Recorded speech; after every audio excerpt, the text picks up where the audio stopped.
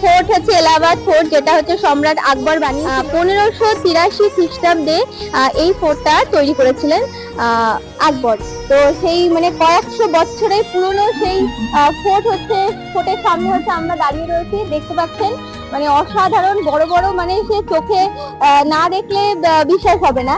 আর এই ফোর্টের হচ্ছে 3টে এন্ট্রান্স আছে, তার মধ্যে হচ্ছে এই এন্ট্রান্সটা হচ্ছে তোমার মেন এন্ট্রান্স, আর এটা সবসময়ের জন্য বন্ধ থাকে। আর এই ফোর্টটা সবাই হচ্ছে অ্যাক্সেস করতে পারে না, পাবলিকের জন্য মানে অ্যাক্সেস এখন বন্ধ। এটা টোটালটাই আর্মির আন্ডারে চলে গেছে, আর্মিরা এটাকে দেখাশোনা করে। আর ওই লিমিটেড কিছু অ্যাক্সেস পাবলিকের জন্য আছে, যেটা যেমন পাতালপুরি, অক্ষয়বট এইগুলো আছে, আমরা যাব সেগুলো দেখতে। কিন্তু তার আগে আপনাদেরকে এটা আমি দেখাচ্ছি যে মানে এই ফোর্টটা কতটা সুন্দর, কারণ এর ভিতরে আমাদের এন্ট্রি নেই, কারণ বন্ধ করে দিয়েছে। আগে হয়তো প্রবেশ করতে দিত, এখন আর নেই।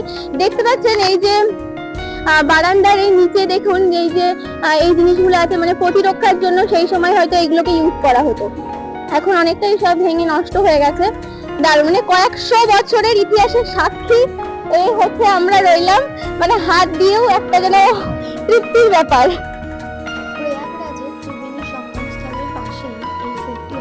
ফোর্টের পাশেই যেটা বললাম যে অক্ষয়বট আর পাতালপুরি আছে। পাতালপুরি একটি ভূগর্ভস্থ মন্দির। আর এই যে বটগাছটা দেখতে পাচ্ছেন, এটি হচ্ছে হিন্দু ধর্মমতে খুব পবিত্র বলে মনে করা হয়।